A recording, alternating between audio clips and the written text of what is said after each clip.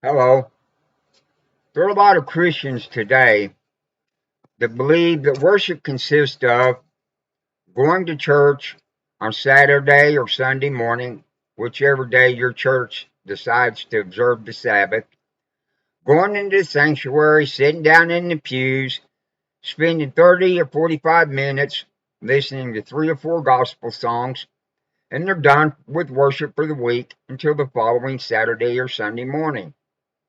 But you see, there's more to worship than just spending 30 or 45 minutes a week listening to a couple of gospel songs. There are four qualities of David's worship that we can use in our worship today, and that's what I want to speak about. The four qualities of worship.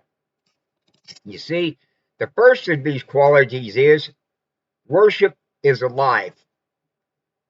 Author Morgan Thaler states in her writings that David's kind of worship begins outside the sanctuary in the context of a daily walk with God. 1 Corinthians 10 and 31 tells us, whether therefore you eat or drink or whatsoever you do, do all to the glory of God. You see, whether we're sitting down for a meal, whether we're sitting talking to our kids, whether we're in the car driving towards work, if we're out in the yard mowing the grass or picking up trash, whatever we're doing, everything that we do throughout the day is an opportunity for us to be worshiping the Lord. And we should take those opportunities to worship the Lord.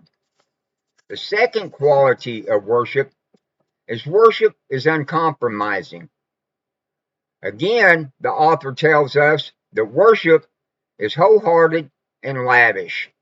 It's not halfway or stingy as we often experience it.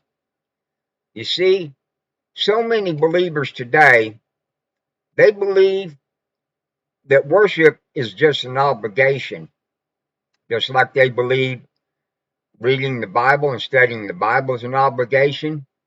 They believe praying to the Lord is an obligation. They believe going and attending churches on Saturday or Sunday is an obligation. And therefore, when they worship the Lord, they do so without putting the heart into it, without any enthusiasm.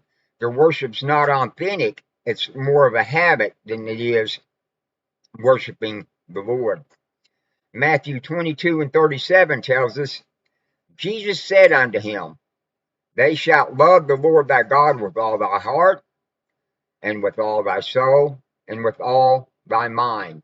You see, every fiber of our being, from our heart to our mind to our soul, every part of us should be worshiping the Lord. We're supposed to use everything that we have to worship the Lord. The third quality of worship is, you see, our worship should witness. Our text tells us that David believed that God would draw unbelievers to himself through an authentic worship experience. You see, worship is more than just singing songs or dancing or praying. Worship is a relationship. See, unbelievers are going to watch us. When we say that we're Christians, unbelievers are going to watch us and see how we worship the Lord. Unbelievers can tell whether our worship is real, whether it's authentic, and whether we're really having a relationship with the Lord.